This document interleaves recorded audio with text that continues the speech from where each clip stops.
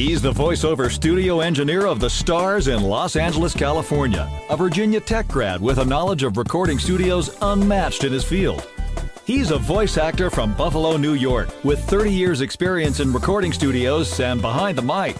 He solves people's home voiceover studio problems in the blink of an eye. Together, there's no studio problem they can't solve, and they'll do it for you tonight. Welcome to East West Audio Body Shop.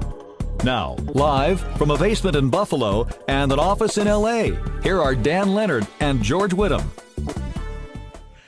And good evening. I'm Dan Leonard in the East. And I'm George Whittam in the West. And together we are East West Audio Body Shop. And we got David H. Lawrence here. Jumping in there like an idiot. We've got David H. Lawrence, the 17th, joining us this evening. Good evening, David. Hey, how are you, Dan? Just fantastic. Thanks. We didn't rehearse the opener. No, we really didn't. I was just waving. We don't That's all rehearse I was jack doing was just squat. waving. Yeah. We don't rehearse a dang thing, man. This is a cold read every It's show. like you got rules to do radio, and then you have rules to do television. But we're doing both. And so who it's like, cares? okay, do I play to the camera? Do I play to the microphone? Do I play to both? What do I do? There's no freaking strange. rules. I know. Yeah, I'm yeah. always deciding to look at the camera, and I don't Yeah. know what to look at. Yeah. Anyway, and here we are. It's awesome for you to come down the mountain and come I see really us. appreciate you having me in. It's like he sends me an email. Are we going to do it via Skype or in my lovely studio here in Santa Monica? And I'm like, are you kidding me? I can't wait to get out of the Bat Cave. All I've been doing is an audiobook for the last 3 days, and it's like I just want to come up for air. I want to get a bagel. I want to talk to Dan. I want to talk to George. I want to get out. Yeah, get the heck That's out what of I there. did. Yeah, all I'm glad right. you came down, man. Yeah. Well, it's been an interesting week. I mean, like I think I was telling a lot of people today, you're probably tired of relatives. So how about a little Relatively normalcy tired. tonight? Yeah. Yes. And boy, eat. Yeah. I avoided the relatives this year. Lucky you. Well, you get to go see them later. Yeah, we're going there for the holidays. Right. Them Christmas holidays. Yes.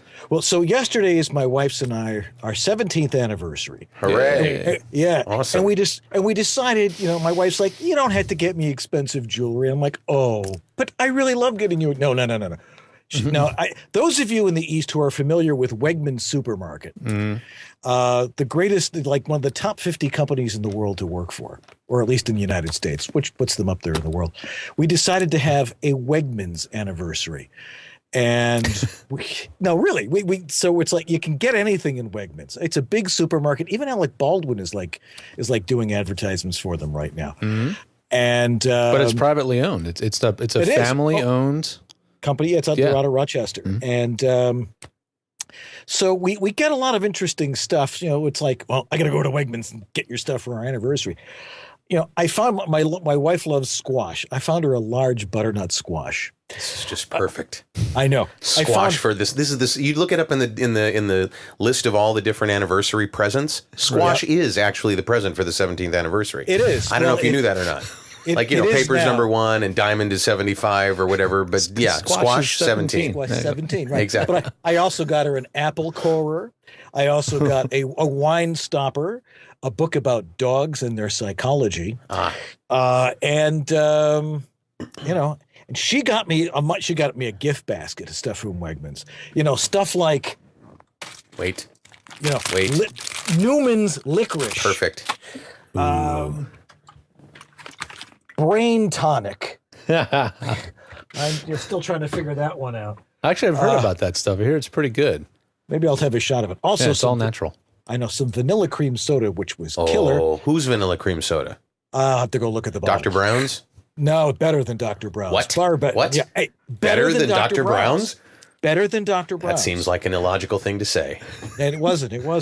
And let's see, what else did I get? I've got a T-shirt. But she was great at it, And so that's, if you want to celebrate your 17th anniversary, don't go hog wild.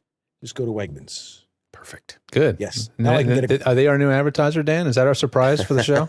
maybe that's it, Dude, that would be wicked. We'd be the first webcast with a grocery store advertising, I think, on this. Hey, they have Alec Baldwin. They have to have us too. I hate to break it to you, Dan, but all that takes is money. Alec Baldwin, media whore. Come on. Yeah. Did it for nothing. You did not. Get out of here. I know Alec Baldwin. Alec Baldwin doesn't do anything for nothing. How could that possibly You could sponsor Alec Baldwin's inward breathing if you wanted to. What are you, crazy? That's possible. No, apparently he grew up in Rochester or knew somebody in Rochester. Oh. So who knows? There you go. They probably filmed it in the Zabars, but anyway. How magnanimous. Yes. So we got lots to talk about tonight. I mean, aside from having David with us tonight, who's going to tell us all about his great career and all the fun stuff that he's working on. But George, you wanted to lead off tonight with talking about ISDN. Ah, yes. Should we call the funeral director yet? Yeah. Well, there's a lot of debate on whether ISDN's going away or not. Some say that it's being used by the U.S. government, so there's not a chance it's going to go away anytime soon. But all I do know is that it's an ailing, aging network. The equipment that maintains the network, and I don't know, I'm not an ISDN technician, so I don't know all the nuts and bolts going on behind the scenes. And who is? Yeah, even the ISDN guys, I don't think know half of what's going on. But, there's a lot of bits and pieces to this thing to work. And about 50% of the installations, and people are still getting ISDN installed because clients and studios still demand it, go wrong. And the reason they go wrong is not because the installer didn't know what they were doing.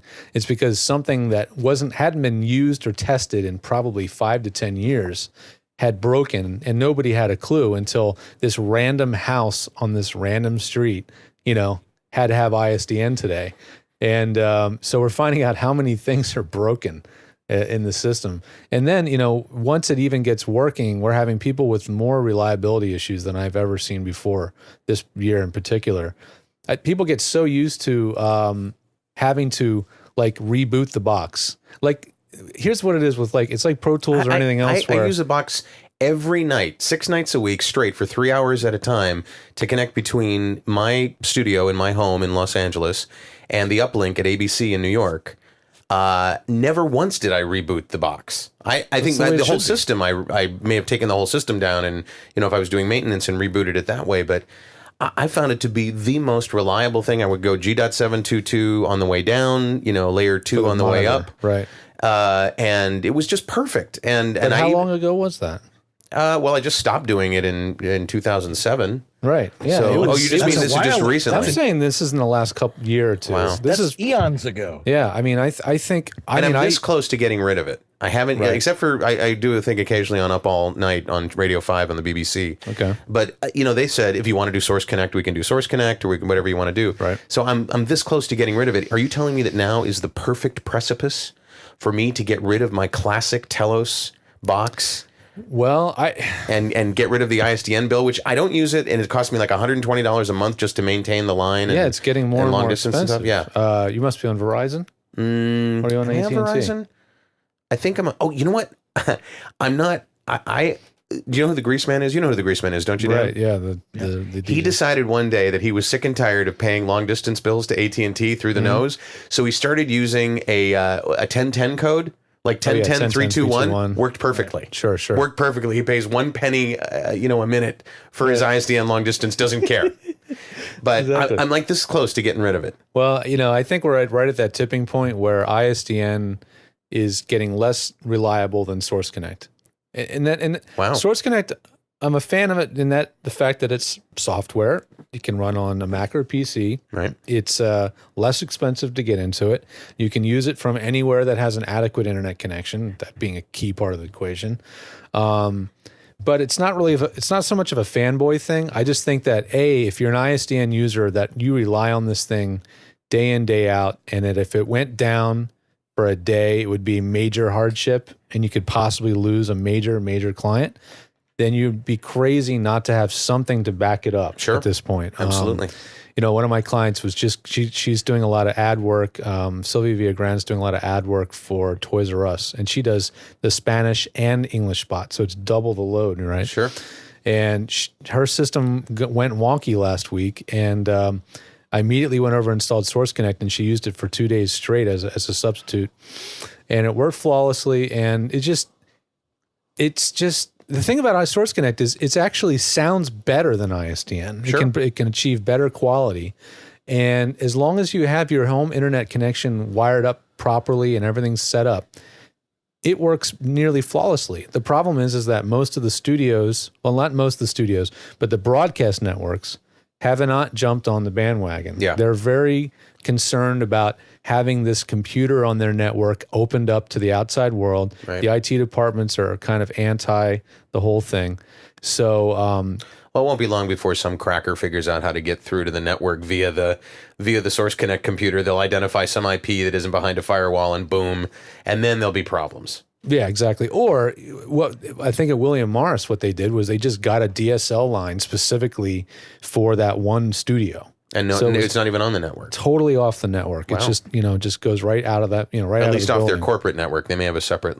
Yeah, exactly. And that works for them, so a lot of people could be doing that. But I don't know, you guys out there that use ISDN, have you found that, it is feeling less reliable? Are you using it less? It's just one of those things where it's just becoming more and more of a hassle just to keep it working. And, until the major networks decide to try something new, we're going to all, if we're in that world of promo and that kind of work, we're still going to be demanded to have ISDN. We'll know it's dead when Joe Cipriano decides to abandon it. Well, Yeah, funny, that is sort of the gold standard, isn't it? funny you brought him up because when I sent out I don't see any humor in it whatsoever. No. I don't know what you're talking about. Ironically, I should say, I just spoke to him last week. I sent a blog post out about this very topic, and Joe immediately called me when he saw it and said, we got to talk to Source Elements, and we need to come up with a plan, a video, an educational / marketing video that we can produce and then give to the correct people at all the networks. And he knows who it needs to be seen by. I think if Joe said to the networks, seeing as how he's the voice of 900 of them, I think if Joe said to the networks, you know what, I'm not using ISDN anymore, fellas. We're going Source Connect. See you Monday. But that's the thing. Nobody has the balls yet to literally just say, I'm the one who's going to stop. I think when they fire up the ISDN and Joe's not there, that would be something, don't you think? I don't think. Come on, Joe, be the bellwether. I think we're getting close to that point. Yeah. We are getting close to that point. But I'll tell you, and I know from working with all these guys, nobody feels 100% confident in their job being there the next day. Everybody, even at the highest level, has that fear of losing that amazing gig. Wow. Like, it's crazy. I mean, voiceover it's the golden handcuffs. It's like you can make an incredible living at this, but if you don't make that gig and you decide you're going to turn off your equipment for the weekend and go away on vacation, you can lose a gig. Well, right? you talk about Dan, and I know this full well, being in radio Dan was in radio for 300 years, and I was in radio Seemed for like it, yeah. several centuries myself. Anybody who does the voice of station promos, liners, things like that, they can rest assured that their job will increase in traffic the moment they let all the program directors know they're going to go on vacation for a week. Right. Yeah. What we say in the voiceover business is, you want work, make plane reservations. Exactly. Right. Yeah. It's like the second you're like, you're in the lobby, you're in the terminal, it's like, not now. I told you I'm going to be out of town. Yeah. It's constant. So make lots of travel plans. That's the best way to get around that. I've had one job since 1988. One recurring job. One recurring job since 1988. I've been the voice of AOL's phone system. I was going to say, is it AOL? Since that was my long, hunch. yeah, since 1988.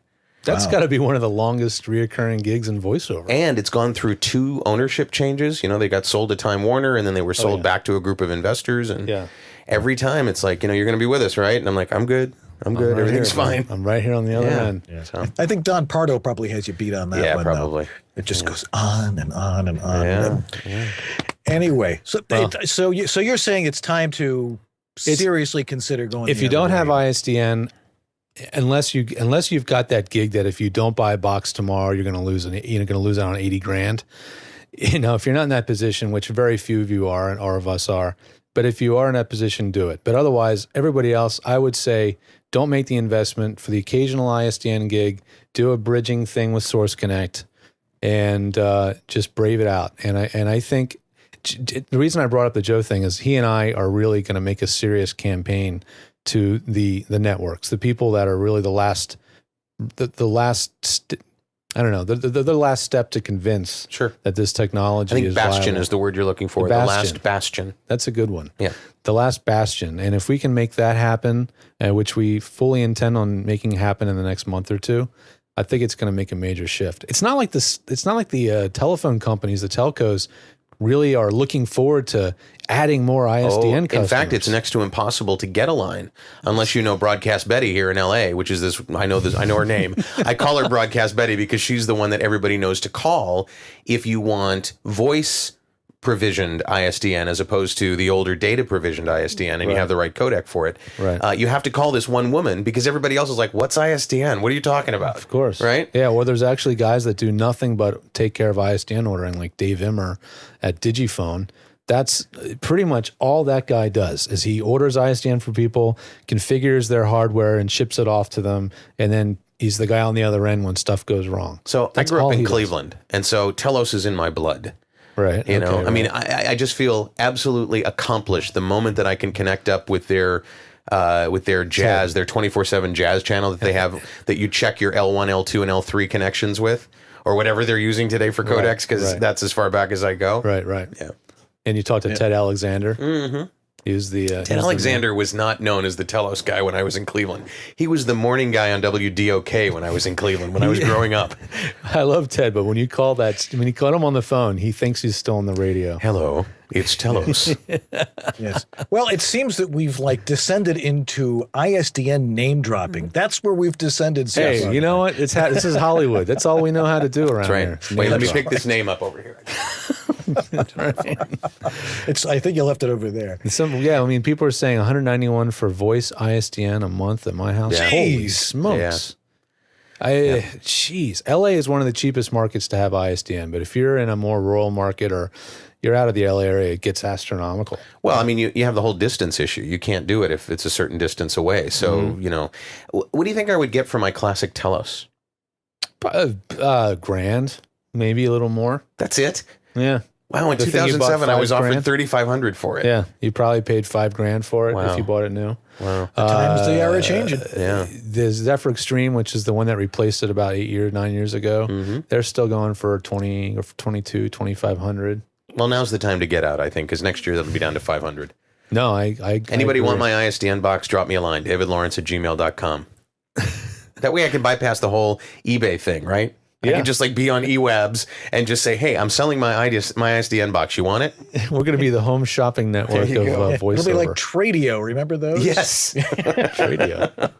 That's So pretty and cool. so in Marilla is selling a refrigerator. Jeez. That sounds pretty cool, actually. Yeah, it was really cool if you were in small town America Small in the 80s. market kind of stuff. Yeah. Tradio. I remember I was in Coshocton, Ohio, and the station there, the midday guy was doing Tradio.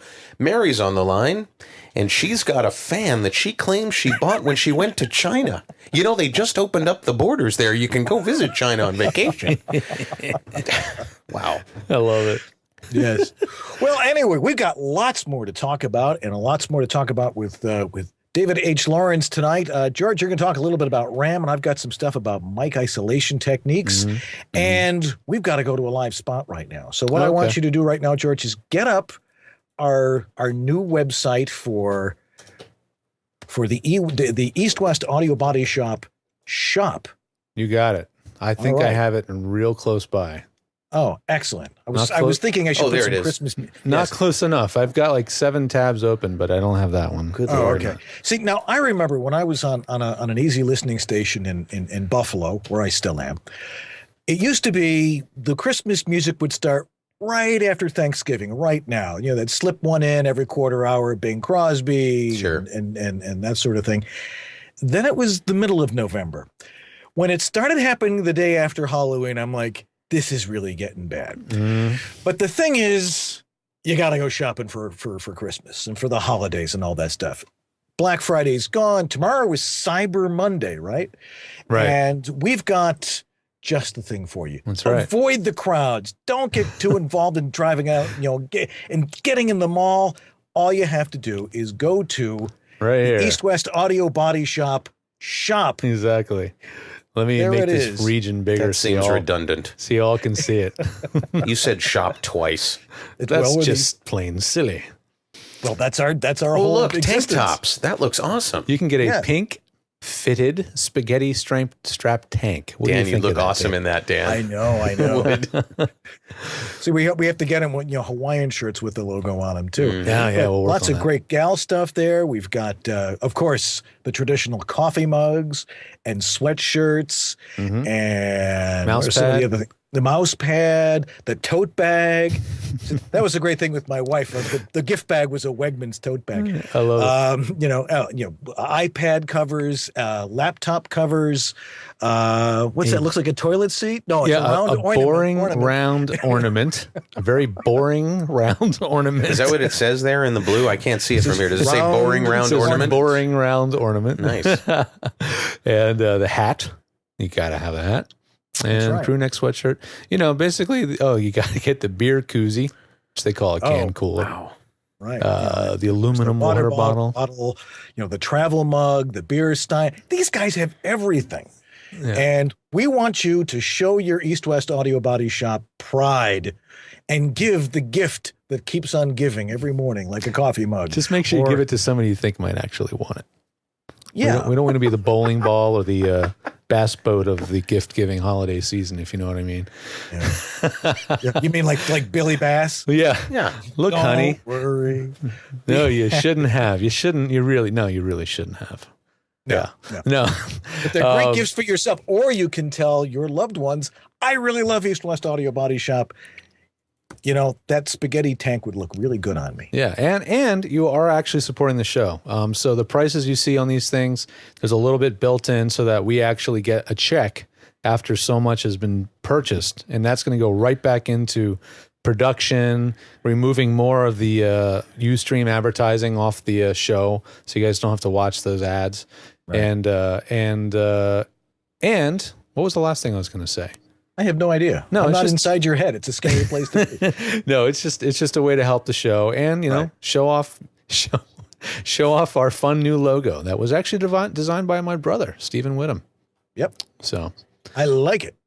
So you can carry us around wherever you go. So Anyway, that's a we've gone on way too printfection. long about that. Yes. What's the address Print- there? It's www.printfection.com /EWABS. EWABS. Right, that's right. I'm giving you exactly 5 minutes to set up a forwarding link on ewabs.com. ewabs.com/store. Better forward to this by the end of the show. Yeah. Or we're going to have some words. Damn straight. Yeah, All right. That's it. Printfection I mean, is seriously, it's a meta tag. Do it. Printfection is actually a terrible name for a website. too. Well, especially since it's not branded towards EWABS. right. right. You're absolutely right. It also sounds like you're saying infection. Yeah, exactly. So yeah, As opposed to infarction, which I had to say for the last week when I was doing this medical thing. Oh, yeah. Oh, yeah.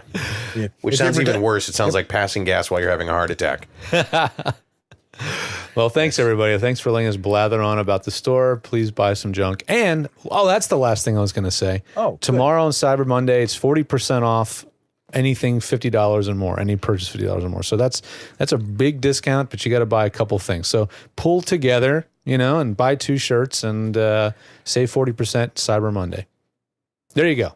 Done. There we go. No more. All right. I promise. Next up, a Wegsman spot. Yeah. There's a jingle that plays. They've already got their thing for tonight. Well, let's see. Now, we wanted to talk a little bit about RAM. Why don't we save that for a little bit? Sure. We had a question tonight from somebody who asked about mic techniques for different genres of voiceover work, which I thought was kind of fascinating. And it sort of fits into what I wanted to talk about tonight, which was talking about mic isolation techniques because they tend to fit together. Do we use different microphones for different type of stuff, or do we use different type of technique for different types of things? For example, if you're doing promo work, I'm sure a lot of those guys of course you can count them on one hand who's really doing all the big promo work. They're generally using 416s. Yeah. The Sennheiser 416s, out here in LA. which is what they're designed for. And a lot of guys are using broadcast mics, which of course I don't recommend people do. And there's also, when it comes to technique, it depends on what kind of material you're doing. If you're doing audiobooks, you do not want to be right on top of a microphone. Usually we talk about, the legendary 5 to 7 inches. And yet I'm nowhere near that far away. That's right. When I do I use a Crown 310, and when I do mine, I'm talking right across it, maybe an inch away from the mic. Are you actually using a headset mic for book narration? Here's the dirty little secret of my Listen glorious to this, career. everybody. Everything that I do, other than the stuff that I do on my Neumann, which is rare, everything I do on a Crown 310 run through a Focusrite green box, and it is awesome. I've actually had people ask me if there's a boom, a headset mic that they could actually use for VO, and I always traditionally said, no, not really. I love it. I absolutely love it. I don't have to worry about mic placement. I don't have to worry about playing the mic. If I'm going to do some promo work, then I'll bring my Neumann down and I'll be right up on it. But for the most part, it has made my life so much easier. And unfortunately, I don't think they make them anymore. I don't think they make the whole. Because I use the MDR 7506s or the V800s, and the clip is built specifically for the cup on that particular headset. Oh, I see. So, yeah. Is it called the 310, did you say? Yep, Crown 310. I'll see if I can CM find 310, it's right there. Okay. In fact, it looks like you've looked at it before, the 310A. But the one that I saw in the picture was a handheld mic, so I was kind of thrown off the scent there. And again, I don't know that they'll show the one that I use because I'm not sure that they make that version of it anymore, but it's just a glorious mic. I used it every day of my syndicated radio career, which was from 1991, I think, through 2007. There it is. Yeah. Love it. Absolutely love it. That's the one, right? Yep. And I use a Radio Shack pop filter on it, big old ball of foam, and it's great. It's absolutely great. And I twist it. I don't have it pointed right at me. I twist it so that I'm talking. You got to talk a little off axis. Yeah, a little off axis on it. You're gonna pop that thing a little bit. Exactly. Right. Well, there you go, you guys. That was worth the price of admission alone. Yeah. There you go. Yes. Now, of course, if you're acting a lot, I mean, if you have to give some depth to what you're saying, something like that's not going to be able to do that unless, of course, you're sending them a real dry recording and the engineers can create any ambiance they want. But if you're doing it on your own, sometimes it's best to learn the best mic techniques to get around that kind of stuff. Back off the microphone or get close if you're going to be whispering, that sort of thing. If you're doing radio spots, it depends on what kind. If you're doing dialogue spots, you have to create depth. If you're doing just voiceover reads, but you got to sound like a normal human being, it's got to have some depth.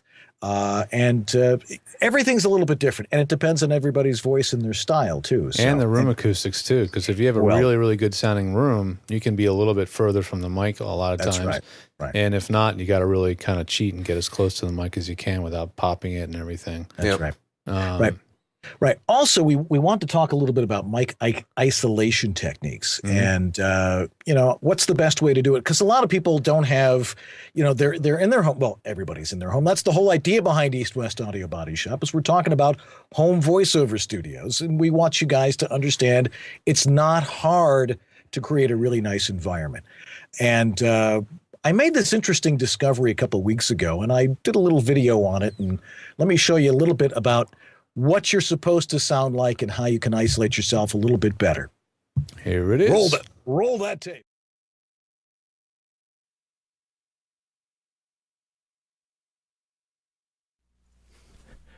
Okay, this is what it sounds like when you're not properly padded or dampened or whatever the words you want to use. You can hear that, there's lots of echo and it's very subtle, but you can hear it. You need to dampen it, and one of the ways you can dampen it is by making the classic V. All right, that's not a V. V is like that. Okay, you need a really good way to dampen sound. With homemade materials, it's very easy. You can use heavy blankets or the special insulation that I have or moving blankets or something along those lines. And what we'll do is we'll set up in here and I'll show you exactly how to position everything and what the best way to do this is. You can use two walls, use a corner, you can use the back of a bookcase and string things up or build a special thing that will hold this up. All sorts of ways to do it. And only your internal ingenuity can help you out here. Be very resourceful and figure out a way to create this. Now what you do is you position your microphone fairly far in here. Of course, I'm grabbing the mic here. About, maybe 3/4 of the way in. leave some space in here. Use a music stand. I've got it folded in, one side up so you can put copy on here. And normally you'd use a pop screen, but I'm not going to use one in this case. But listen to the difference when I start using this in this open area. When you first log into your Big Commerce store, you'll notice a section of your control panel called Let's Get Started. This section has links that you can click to set up all of your store's basic configuration. When you complete each task, the link is grayed out. See? There's room here, lots of room. And actually nothing on the ceiling here either. But as you can hear, it does a really good job of dampening things without adding a lot of bass reflex. So here's plenty of room for you to move your arms and do your thing. Make that 5 to 7 inches away from the microphone, and you can hear that it picks up your voice as others should perceive it. Right? Very nicely. Oh yeah, there's my special effect that I do unintentionally almost every show. Yeah, we missed that from the Halloween show we did a couple of weeks ago. Exactly. Anyway, so you're probably all wondering, what is that stuff that I have in there? Well, it's there's a story. There's a story for everything. I have a friend who owns an Army Navy store here in Buffalo, and I was touring his warehouse once, and I see these big green things. They're about 10 feet long. They look like big green cigars, 10 feet long, covered in green canvas. And I'm like, what are these? He goes, I wanted to show you this. Guys are buying these to line their basements with to make, music recording studios because it deadens sound. And I thought you might want to see these because they might be great for voiceover studios. So what this stuff is insulation for a Quonset hut, for a MASH hospital. Wow. And it's muslin with, if I could show it to you here, but it's muslin with fiberglass insulation on both, and then it's muslin on both sides. And I even have the instructions on over here about little stick people showing how to put up the Quonset hut and stuff. And I think it was a warning sign that says don't smoke in here and things along those. That's what you really want to do around a mobile hospital, is where they've got all that oxygen. Right. Anyway, this stuff, not only does it keep you nice and warm in the winter, but it also has tremendous sound insulation properties. I got a lot of this stuff, so if anybody wants some, I'll be happy to sell you some. What does it cost? Where did you find it? How much did it cost, and where can you find it in the rest of the world? Well, you got to find it in an Army Navy store, and I think my friend has cornered the market in it because I don't even think it's. So you can only order it from Rochester? From Buffalo. Actually. Oh, from Buffalo. Oh, okay. Yeah. There's warehouses here in Buffalo. You have to get used to the mildew smell a little bit. The stuff's been sitting around since 1965, but nice. But it does work. You spray a little, Febreze on it, it goes away. There are some modern versions of these. It's if you've ever been on a sound stage or you ever seen a sound stage, and it looks like a big, gigantic padded room with cotton blankets and those grommets. Yeah, and the grommets. Yeah. That's basically a modern version of what these blankets are that Dan found. And hopefully they're full of slightly less harmful materials. I don't know what's in these things, but if it was made 50 years ago, chances are it'll probably We'll start hearing reports in about 10, 15 years. VO people dropping dead from cancer all across the country. But it's fiberglass. Ah, perfect. It is. You're going to military. get some of that in your lungs. It is. Yeah. That'll All it lower is- your voice. That's all it is actual just fiberglass insulation, just a batting of it about 6 inches deep. But people are saying, do you need stuff overhead? Do you need stuff behind you? It really does. depends. It really does depend on your room. And with this stuff, it is so super absorbent that you may not need anything behind or above you. Plus, it looked like you had a ledge, that your ceiling ended in a ledge, and so you had several of the surfaces that were not regular. You had the padding going all the way up to the ceiling, and then you had the ceiling. You had a drop ceiling. Yeah. Yeah, it's a drop ceiling with ceiling tile in it. But Right, there was also a bay in there, and it could have created all sorts of acoustical Nasty stuff. anomalies in there, and it didn't. It just totally didn't. Now that's not my regular studio. It was just like I discovered this one afternoon when the dog went in there and fell asleep on top of one of the blankets, and I'm like, I walked in, boy, this really deadens it in here. Yeah. But I mean, my main studio is back here, but this is like, if I ever needed somebody else, if I had to isolate somebody else, why would I ever need that? Right. But cool it was find. a great demonstration of how that works. How well do you think it keeps out noise, outside noise? Does it do an okay job at blocking noise coming in? Have you been able to test that? I have no idea. Okay. I would doubt I imagine it probably doesn't hurt. Not a whole lot, Yeah, but I mean, some. The coefficient of fiberglass or any sort of batting is going to be completely different than an air space or a water space, which is usually what you want to put. Have you ever seen a water sealed studio? No That's gotta noise. be incredible. No noise gets in. The you know old of one? studios, there was an old studio. BBC had one, and it was underground, and it was one of the first almost anechoic spaces.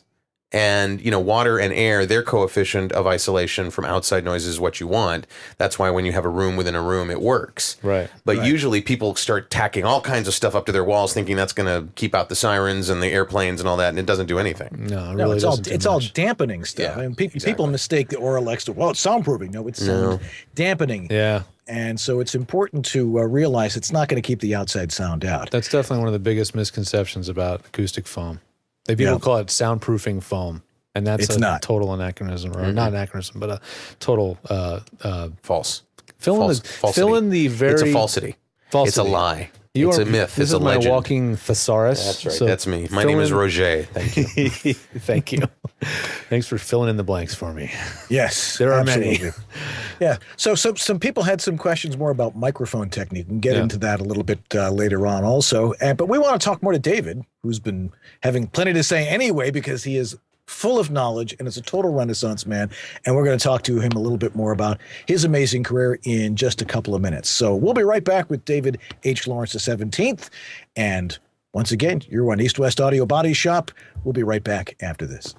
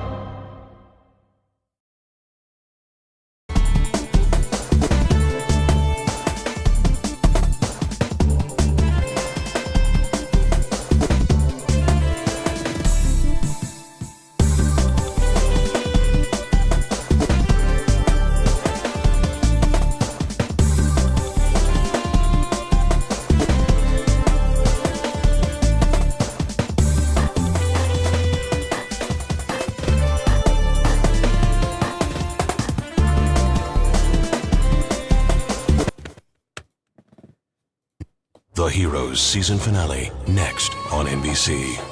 Tonight, on CBS News at 11, it's a dangerous job guarding the worst of the worst.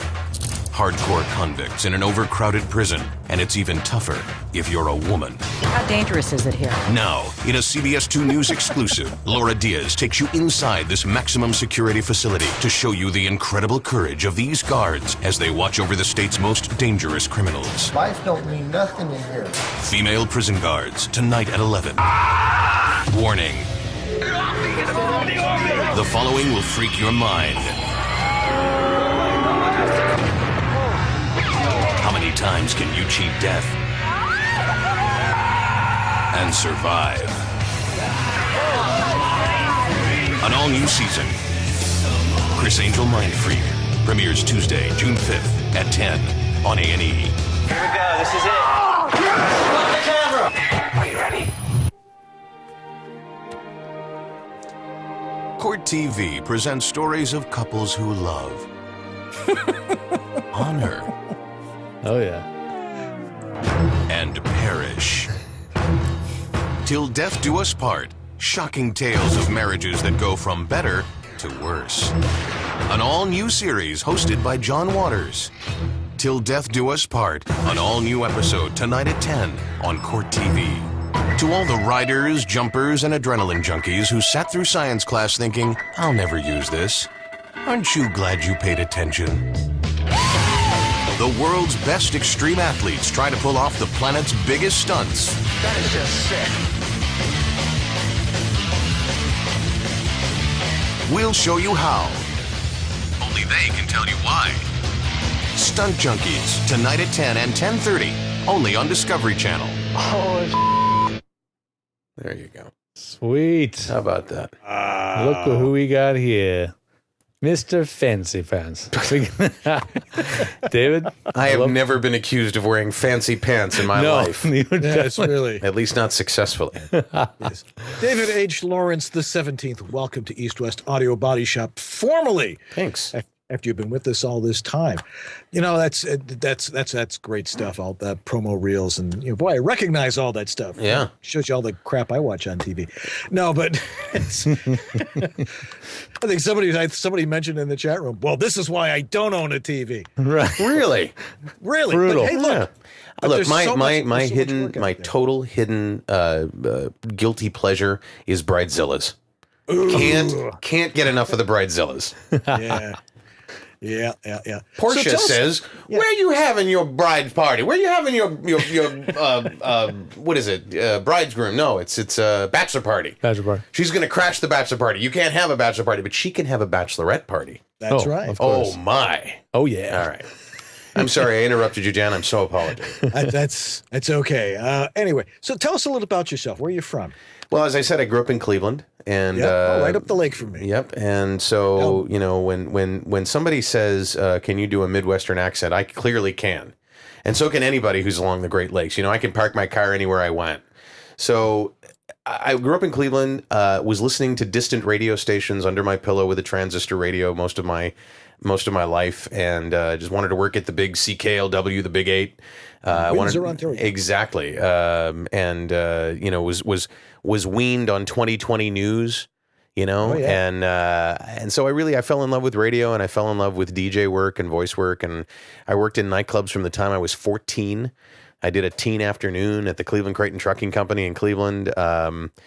Worked in radio beginning at age 16, and really never looked back. And only recently have I started doing on-camera acting. And most people know my first and biggest booking was on Heroes. And that was only after I completely retired from doing radio in 2007, because it was affecting my auditions. I'd go in for an audition, and I was on every night on XM and Sirius and on about 150 stations across the country. My lead affiliate was WGN in Chicago.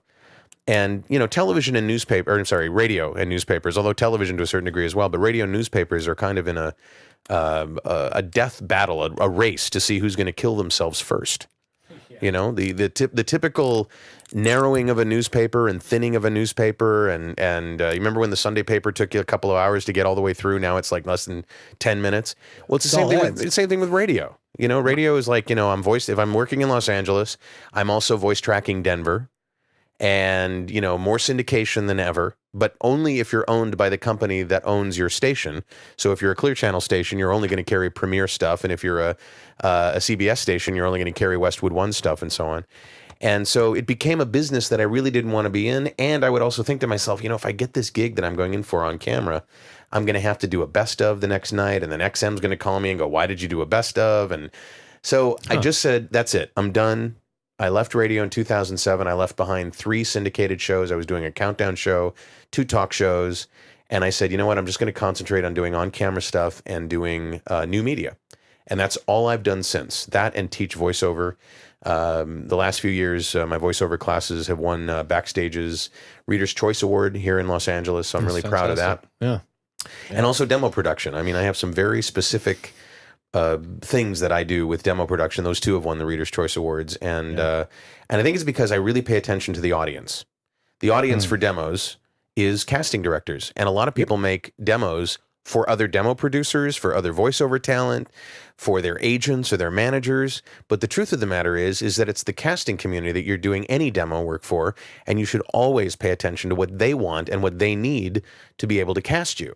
And I think a lot of producers completely, they paid for that music library and they paid for that sound effects library, and by God, they're going to use it. And it ends up, I actually heard someone branding a demo. Like at the end of the demo, this demo was produced by demos4you.com or whatever. And I'm like, seriously? That's like putting Olin Mills on the front of your headshot. It's like, what, who does that? Why would you do that? Why would you harm someone's career that way? Why would you do that? Anyway. But yeah, on camera is my main gig, and voiceover, I feel like Al Pacino in Godfather 3. Every time I try to get out, they pull me back in. But it's great. I love it. Yeah. Yeah. No, I gotta say now, I was very familiar with your work, and I, know who you were. And then George sent me some video of you being introduced as the host of Price is Right. Yeah. And I'm like, not the host, the announcer. The announcer. Yeah, Drew Carey is the host. I knew that. Just the announcer. Right. And I'm like, where do I know this guy from? Have I met him at a conference? Why is his voice so familiar? And then it struck me, you were that creepy puppet master. So I'm like, geez, you were great in that role, because I really hated you. Thank you. My job is done here. Then move along, citizen. That's right. Absolutely. Yeah, as long as I creeped you out, as long as I made you really, really upset with me and upset for the people around me, then that's my job. That's what I did. It was definitely creepy, but it was a great role. Thank you. Manipulate and turn. Yes. It was lots of fun. Lots of fun. Now you do all sorts of stuff, and you've been talking about the things that you've been doing with, teaching and acting and things like that. Now your website is pretty unique. And, George, you got to put some of that up. There's, I've been looking at like, what is going on with this thing? I mean, I've got davids.com up here. Reload it so that you see how it starts. So this is how when you load the page, that is what you see. Yeah. I love it. The absolute minimalistic design. Exactly. And then click on it. And then, and then everything shows up. All of that. And then you click this, and then all of that. Yeah, I know. It begins to get a little difficult to read, but part of it is that you followed the ball as it bounced and it grew and whatnot. But I was looking for a way to sort of add an umbrella to all the things that I do, and this seemed like a simple way to do it. So it's really cool. Yeah. Did you code that? No. Okay. Stole it. Stole it blind. You know where I stole it from? Do you know? Have you ever been to Fred 62? Nope. You've never been to Fred 62 here in Los Angeles? I have not. It's a 24-hour diner that's over on Hillhurst or Vermont. I think it's Hillhurst. Maybe it's Vermont. Silver Lake area. Or no, it's Los Feliz. Yeah. And that's where Zach Quinto used to work as a waiter. I didn't know him then, but I used to go there every Monday night, and it's just great. It's a great place to go. And I went to their website just to look up their address, and the parent company had that interface. And I just looked at the JavaScript code, understood it completely, copied and pasted it, and used it for my own. So it was open source. It was some guy saying, "Hey, as long as you keep me, if you look at the, as long as you credit the, you can see in the code, it shows the credit." But it worked perfectly for what I needed. And as I add things, at least it gives you a way to get to places. But my main site, if people want to go for voiceover, is vo2gogo.com. That's vo the numeral 2gogo.com. Mm-hmm. And that's classes and the articles I've written on things like normalization and microphones and so on. So here's a little look so at that's that. the vo2gogo.com. As a former radio guy, I think we're all recovering radio people. Absolutely. And see, those of us that came out of radio at least had a basic understanding of what things were supposed to sound like, and understood the technology and how to use a VU meter. I'm always talking about that. Because people are like, these little tiny waveforms, that's what, just got to normalize that, right? Mm-hmm. How about getting it right in the first place? Right. And we understood that because we'd sit there on the air and ride the levels on our board and everything and make sure that we were bouncing right. I think a lot of people, though, have some things to unlearn when they get out of radio because they come out of a world that is so compressed. And it's compressed for one reason only, and that's the Arbitron ratings. Right. You want to get to those exurbs, those suburbs, those exurbs with some sort of an intelligible signal. And so really the only way you can do that is crush it to 95+% all the time. And then that's what you're used to when you're listening to the air chain on the radio. So it's done really. It's not an aesthetic or a production technique as absolutely much as not. It's a technical reason. Oh, they do no. that. Yeah. Dan will tell you that any engineer is told by the programming department. I mean, if you go to a classical station or if you go to some NPR affiliates, you'll see a much gentler compression technique and a much gentler set of dynamic range. But if you go to a top 40 station or an urban station or certainly a talk station, they want that signal to get as far out as they possibly could, as loud as it can be. And that's why when you're in the car and the DJ's screaming at the top of his lungs, or he's being very quiet because he's talking about the troops, you know, you don't have to change the volume in your car. And it's because it's so compressed and so tight. And then when you get into voiceover and people start talking to you about range and acting, that's the other thing that we don't know in radio. Right. You see a lot of guys in the studio doing, coming out of radio, they never use their face. Mm-hmm. They never, because they don't have to. Right. There's no audience they can just to talk feed like back to them visually what's going on. I mean, if you watch, you know, I love Rick Dees. I'm on his show all the time. If you watch Rick Dees, he's always smiling. Mm-hmm. Always. And when he did his talk show on television back in the 80s, he was always smiling there too. So tell me about the thing going on, the famine in Somalia. You know, and you're like, wait a minute, this is a serious subject, you know. And, and again, I love Rick. Same thing, the opposite end was Scott Shannon. He's always scowling. He always looks like he's mad. That's the funniest thing I've ever heard. You know, and it's because they never come out of setting their face one way first thing in the morning. And then you start to use your body and you start to use your face and you start to use things in acting on the mic that you never really get a chance to do when you're on radio. I mean, you know, our biggest goal was to talk tight to the vocals. Right. That was it. Hit the post with the call letters. Right. So exactly. That's right. So, but we're far off from radio now. Yeah. We're having much more fun. I do have to don't admit, worry, hit the wrong program directors. Right. And stuff. I do have to admit though that the sound on the show, the sound production that I've done, the compression and all that stuff, is meant to somewhat mimic a radio sound, and that's what's your compression ratio here? Well, actually, I'm like 3 using, to 1, 4 to 1. I'm using GarageBand. This compressor you see, this box is only on your mic. Yeah, but I'm believe it or not, I'm actually using GarageBand, and I'm using it just to pass the signal through, and I'm using it for that reason. And so I'm using. Well, let's take a look here. Where you got this is the processor I use. It's just the built-in Apple processor. And the compression ratio, the weird thing about the built-in Apple Dynamics processor is it doesn't use normal ratio figures. Welcome to Apple. Yeah. And everything. It's different. It's just different. They use what they call headroom and threshold. But as you can see, it's pretty hammered. It's probably like 5 or 8 to 1. So you're actually using it as a limiter as well. Probably as much more of a limiter than anything. Yeah, more of a limiter than anything. So Dan and I could get into a huge political battle on the air and be screaming at each other, and it wouldn't matter. Right, you ignorant slut. There's a reason I do the main. I don't do it for the video side because when you're watching video, it's a different experience. You can tolerate more variances in volume, and all those things start to fade away. But I also take a lot of pride in having this on iTunes as a downloadable podcast because I actually consume most of my podcasts in an audio format, not video. I drive around town, I listen to stuff.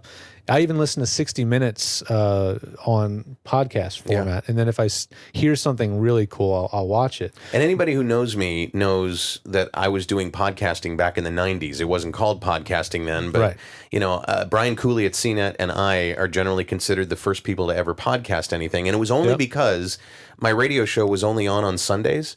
And I wanted to stay in touch with my audience Monday, Tuesday, Wednesday, Thursday, and Friday when the real stuff in the world of technology was happening. So why not record it? And to remind them to listen to the show on Sunday. And Geico came to me and they sponsored my show. They sponsored. And here, you want some real geeky techie stuff? Oh, yeah. That's what we're here for, man. So in those days, the only compression that everybody kind of knew about or could get access to real easily was Real Audio. And then when I started doing it, it was actually called Progressive Networks. Okay. And they had the Edison server. And they had 3 other servers that they hadn't named yet, but they put me on the Edison server. You could use the Real Audio compressor to make standalone files. You didn't have to use streaming.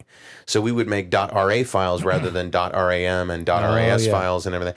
So in those days, you probably remember this, Dan, because I can see by the amount of hair that we both have on our heads, the limit for the size of enclosures, via email in those days was usually 1 megabyte. Now it's probably 10, 15, 20, depending Attachments. upon... Yeah, attachments. Enclosures, right. So I figured it out mathematically backwards to use the Real Audio Compressor and get a 778K file, which would then translate to a 999K file that would get through everybody's gateway. I could only record 10 minutes and 47 seconds. That was it. That was it. So I built myself a bed that was 10 minutes and 47 seconds long with the jingle and everything that would fade out, and then about 9 minutes of silence, and then a theme that would come in about a minute before the end that it would help me manage the whole thing. Yeah. And I just would simply record it and then clip it at 10:47, encode it, send it out.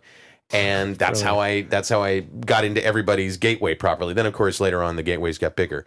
But yeah, the idea of the MP3 didn't really become standard until later on in the 90s and into the 2000s. So Right. Yep. And that's really what brought about the voiceover business online as we know today was Sure. the MP3 technology. And that was the big revolution. And, Sure. So you were way ahead of your time. Yeah, and I made money on it too, which was nice. Even better. Yeah. Yeah. So what do you work? What's your latest project right now? So in the last, I don't know, 5-6 months, ACX.com has really become a source that is, for the union voiceover talent, absolutely perfect. It couldn't have been a more perfect storm. Number one, it's free, so no $295 a year like with Voice123 and Voices.com. If you're an AFTRA member, you accept a job as an AFTRA member, and ACX is your signatory. So they take care of paying the...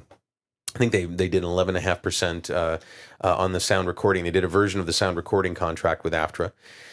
You can make money a couple of different ways. You can either make it by the hour, 200 plus per hour for finished work, or you can do a 50-50 split with a stipend, which really has been joyous for me. I was going to say that seems like a kind of a win-win. It's. I mean, if you could put 7 wins together in one sentence and not sound stupid, it would be, because it's a win for Audible, because Audible is the biggest audiobook company in the world. Definitely. And they are the exclusive suppliers of Audible, Amazon, and iTunes, which are the top 3 distributors. Right. So if you want to get an audiobook on those systems, you have to go through Audible. So then they create this marketplace for voiceover talent and rights holders, is what they call them, producers or authors. And you audition just like you would on Voice123. You get picked or not get picked.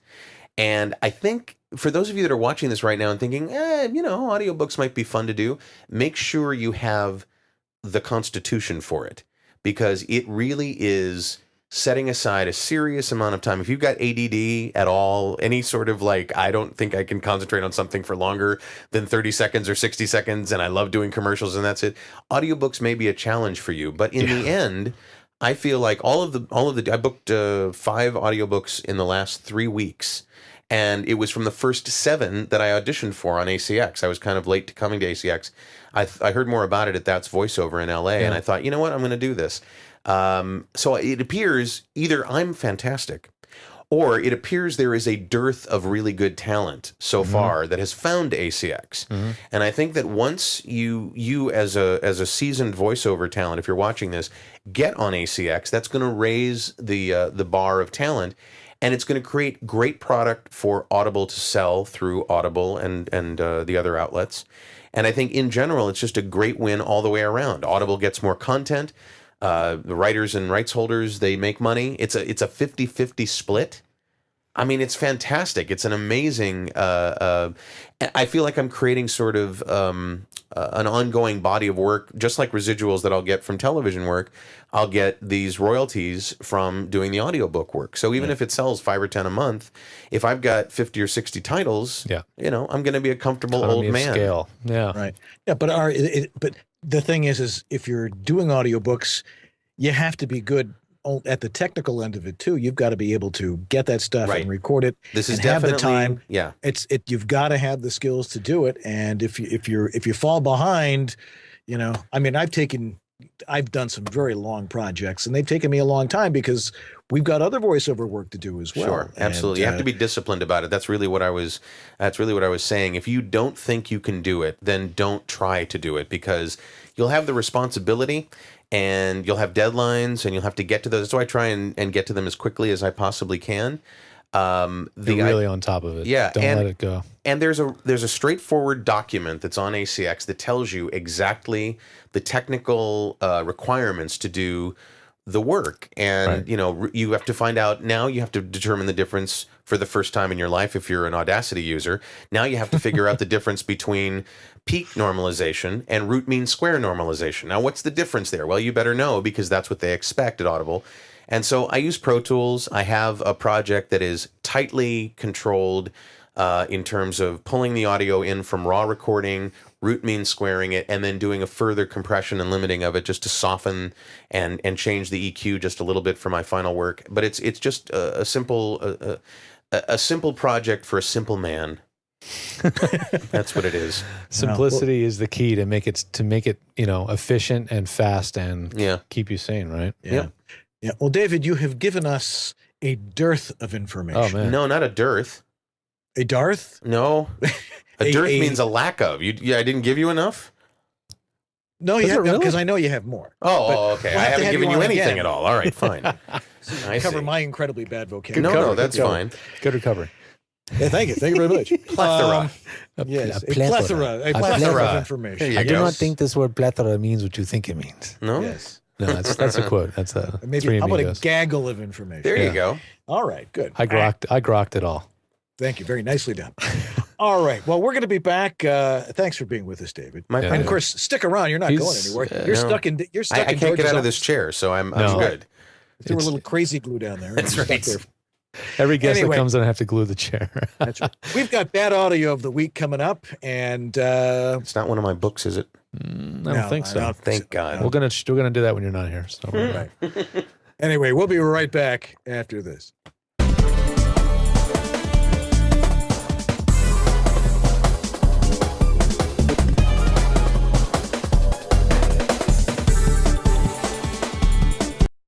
El Dorado Recording Services. Randy Thomas chiming in. This is Alex Verdi. Hi, this is Bill Ratner in Los Angeles. Hi, this is Scott Rummel here in Yorba Linda, California. Hi, my name is Rick Wasserman. Hi, this is Tom Kane. Hi, my name is Vanessa Marshall. Hi, my name is Zurich. Hi, I'm Mary McKittrick. Hi, I'm Peter McHugh. I was turned on to George by none other than Don LaFontaine, who always swore by his health. George is absolutely awesome. ISDN, Source Connect, Phone Patch, FTP, you name it, George has set it up. It's really the best thing I've ever done for myself. I feel free, safe, fearless, like anything is possible in here. Unless you like to look for opportunities to waste time, call George. And he did all of that, long distance over the phone and the internet. I'm very happy with George, and I cherish I've got my travel kit, I got my Source Connect, I've got it all going on, thanks to you. Thanks, George. You make it easy.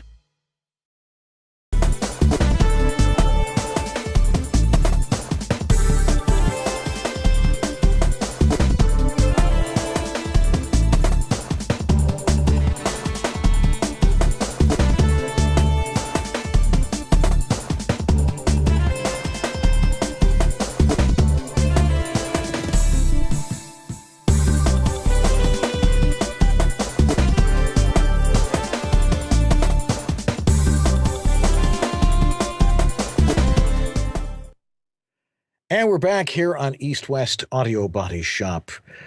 You know, the year is just rolling on. We're past Thanksgiving. Get all the turkey out of your teeth. Get the relatives all home. And now it's time to start shopping again. Now, we told you about the East West Audio Body Shop. Shop for all those great coffee mugs and stuff. But if you need voiceover equipment, or you want to give voiceover equipment the simple stuff that's easy to decide on, there's only one place to go. The guy who's made all the right choices for you to start with, and that's our buddy Harlan Hogan at voiceoveressentials.com. And he's got everything you need over there. Absolutely everything. If he doesn't have it, you probably don't need it. You know, he's got the Porta Booth Pro, which is a great unit, an improvement over his first one. And as you can see, won, top 75 nominee in the Chicago Innovation Awards. Pretty impressive. He's a great entrepreneur and a great designer. The Porta Booth Pro is a great little tool to have on the road, and it actually is pretty good for isolation techniques at home, since we were talking about my isolation techniques a little bit earlier. So, I've got my thing with the V. Harlan has the thing with the Porta Booth Pro. It zips up and you put it together in just a couple of minutes. It's fantastic. Pair that with his VO1E microphone, which is a great microphone at a great price point, and put that with a MicPort Pro or a couple of other different devices. You're gonna sound fine. You're gonna do it on a budget, all at a great price point, and he has everything that you could possibly need for voiceover, including the instructional books. His great book on being on the road and being at home explains everything about voiceover that you need to know and were afraid to ask. But all you have to do is go over to voiceoveressentials.com, and you can see the things he has. The mic mate. You've got different microphones, not just the VO1A, music stands and stopwatches, and his special little light. There's the Voice Actor's Guide to Recording at Home and on the Road, second edition. I remember I read that on a flight across the country back over to LA. I'm like, I got to read this thing and actually see what's in there.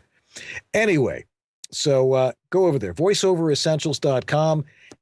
They have everything you need. Harlan is helping us out by trying to offset the Ustream advertising. Yep. So if you get to watch the show and you don't have to watch the Ustream ad, thank Harlan, because that's why. Everybody else. Is this thing on? And now it's time for another exciting episode of Bad Audio of the Week.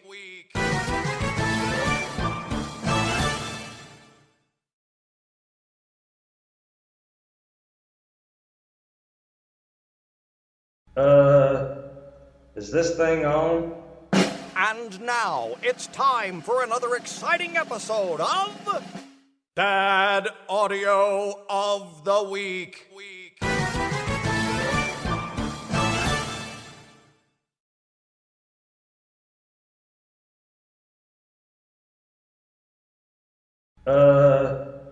Is this thing on? What? Sega. Sorry, guys.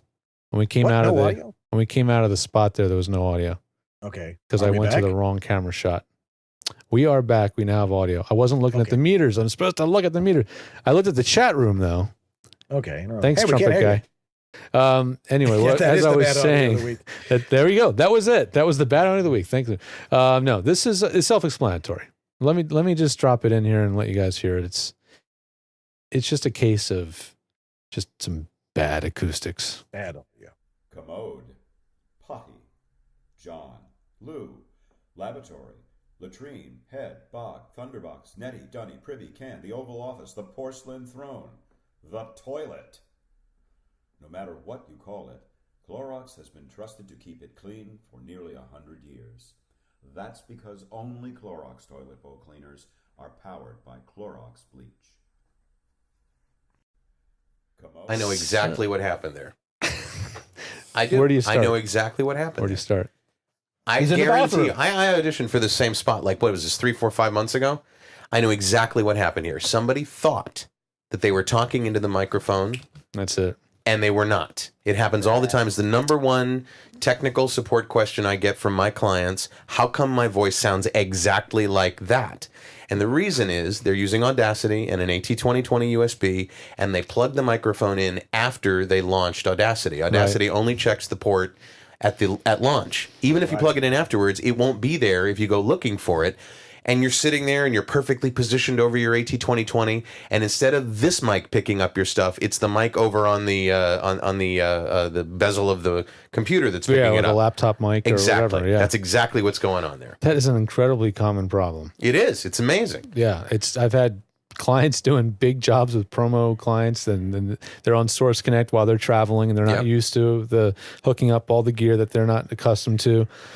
And that happens. So the rule is plug your mic in first, and then Audacity doesn't even know it was ever unplugged because you quit Audacity while the mic was plugged in. If it's still plugged in, even though it was unplugged in between, if it was still plugged in the next time you launch it, well, there it is. Of course, perfect. Yeah. But check, just to be sure. Yeah, you got to check. That holds true for Twisted Wave and any other software. If you launch the software without the hardware present that it was used to seeing, then it just goes, he doesn't have a mic. Exactly. I'll just use the built-in sound. And that's what happens. So way to diagnose that, because that didn't occur to me. But until it came towards the end and you were like, it's funny. When you said, I know what it is. Yeah. That's when I knew what it was. There you go.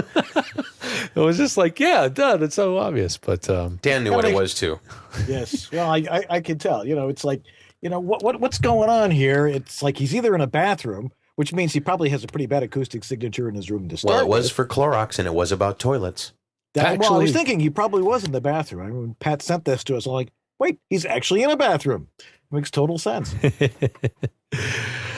Yeah, well, if anybody has anything that they've come across, or even of your own files that you'd like to send in, gutsy enough to send it in. I wish I still had.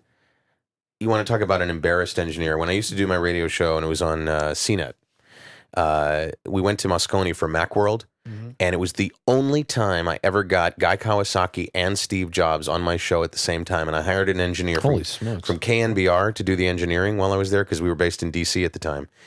And 3 hours, glorious show, some of the best interviews I've ever done. The engineer comes up to me after the show crying. Crying. And I'm like, what's wrong with you? Did you hurt yourself? And he goes, you're going to kill me. And I'm like, what? I recorded the entire show at mic level rather than line level. Ooh. So it was extraordinarily distorted and minus 40 dB. Just clipping and quiet. Oh my God, it was horrible. So I said, okay, let's just stop. Let's get everybody back to my hotel room because they were closing up Moscone. Let's do it again. And the only people that didn't show up were Guy and Steve. Dave Jobs, of course. So that would have been horrible audio. Oh my God, it would have been horrible. Jeez. Did you just say Pix or Get Out? No, I said pictures or it didn't happen. Right, but Pix or Get Out is like there's another word in there that we don't use, so we can still maintain that clean label on iTunes, right? Yeah. No, I believe you, but that just sounds like you must have just been going home that night going. Well, I was in San Francisco and I'm like, really? shows. I was exhausted. I felt like I left it all on the floor, and it was great. And then he comes up to me and he says this, and he goes, "Obviously, I'm not going to charge you." And I'm like I care about the charge. Yeah. I care about the content, you know? The irreplaceable content, yeah. God. That must have been a horrible feeling. Yeah. I've been on the other end of that. So I've learned to monitor, It was one check switch. playback. It was one switch, and he didn't have a confidence meter. He didn't have a confidence playback. It was one switch, mic or line, and it got switched somehow when it was put in place. I don't know what happened, but... Yeah, on the back of the Mackie mixer, just like the one I have, this 1402, there is a button right next to the main output connectors. And if you push that button, it switches it from line level output to mic level output. And that's exactly horrifying. Probably what happened to him. Yeah. Wow. Hey, thanks for all my clients who are watching the show. Karen Richter my phone has been buzzing the whole time I've been on the air here. And one of my clients texting you, or yeah, Karen Richter. I'm watching the show. It sounds great. You guys sound like you're having a great time. We are. We're having a fantastic time. Totally, it's great. It's geeks on parade. Yeah, and we try not to be too geeky here. I mean, we're trying to have a good time, and people are learning an awful lot about voiceover from so many different great people like yourselves. And what could be better than that? So where do they find you again? What's the best place to go right to the best information? Davids.com. Voiceover people can go to vo2gogo.com, but for the most part, if you want to play with the interface, go to davids.com, davids.com, and that'll take you wherever you need to go. Cool. Thank you, David. Really appreciate you coming down the hill. My pleasure. Coming to the side of town. Yeah, It's really been fun. All right. Well, another amazing Sunday night. No, it was pretty good. This is... It's like in Arthur. Anyway, well, we're not going to be here next week. Or are we going to be here next week? Next week we are going to be here. No, next week is the 6th. So what's this? What are you doing? Are you traveling again? He's doing the math. That's a bad thing. I shouldn't be doing the math. I think we're going to be here next Sunday. It's the following Sunday where we're going to be going. So I think we're going to be on live 2 shows for December. Right. And we really, really, really want to, I really want to make a best of show. Because we've done, by the end of the year, we'll have done wait, let me solve this for you right now. Right. Don't you have a body of work already recorded? We have 30 episodes. Run some best ofs, dude. It's holiday time. Go back to May and take the second week of May and run it during the, December 25th is a Sunday this year. January 1st is a Sunday. Then go to July, grab something from July, take this show, run it in, take a day off. I love doing best of shows. Every show I did, I recorded so that I could use it for a best of someday. Well, I think I was trying to make it too complicated. I wanted to make like the ultimate mix of the best moments of the whole year. Just run it. Just run it. Dan, am I right? Run the best show. We'll run this one again because people are going to want to watch this one again. We just wanted to throw a You're probably Yule log right. on there on the You're probably right. 25th, I think I was overthinking it. Overthinking it. That's right. Big time. Yes. Anyway, we will be back next week. And who's our guest next week, George? Our guest next week is unknown. We have not booked next week's show yet. Comic. I'm actually going to go out. I'm going to go out and start recruiting some people for our next couple shows. So if you guys have somebody or like suggestions, yeah. Gosh, I'd love to hear from so and so on the show. Let us know, and if it's somebody we have a contact with, we'll immediately hook them. You know, all I got to say is I've been incredibly humbled by the response that we get from everybody, like David, that we asked to be on the show. Everybody we have directly asked to be on has come on. And I just can't believe it. It's like just these two schmoes doing a webcast about VO. You mentioned the magic word, and that was pizza. And so, I walked in and they were eating pizza. I think we might actually have a slice left over thank for you you very much. if you like that kind of. There was artichokes nearby. Forget it. No, but it's humbling and it's a lot of fun, and really we love everybody that comes on. Thank you again. Why don't you get Pat Fraley on? Have you had Pat on? We had he was on our inaugural first week. Our very first show. Cool. So he's due to be back on. What about Scott Brick? Have you had Scott Brick on? No. Scott Brick we'd love to have on. Scott would be get great. Scott on. He's the narration, the book narration. Yeah, he's done a lot of audiobooks. Scott Brick or he would be great. There's tons of people in town. There's so many people. I got a long list. But if somebody has somebody they're like dying to hear from, we'll dig them up. Sure. Yeah, I'll tell you, David. We've been looking for a producer. If you want to sign on, we're. Yeah, do you need something else to do? I'm sorry, my headphones aren't working very well. What did you just say? I'm sorry, I can't hear you. What? I can't hear. I would rather put sharp sticks in my eyes than be a producer. There is nothing. There is no job that is more crappy than being a producer, especially at a radio station. I mean, oh my God, I would not want to wish that on my worst enemy, a producer. Oh. Ugh, it makes me shudder. Yeah. Yuck. All right. Well, that's going to do it for us for this week. And we're glad you're with us. I mean, what else were you going to do tonight? This is much more fun. Anyway, I'm Dan Leonard in the East. I'm George Whittam in the West. I'm David Lawrence in the back. He's in the back there. And together we're all East-West Audio Body Shop. You guys have a great week, and we will see you next Sunday night, 9 p.m. out here in the East Coast, 6 p.m. on the West Coast. Have a great week. Bye-bye. Bye, everybody.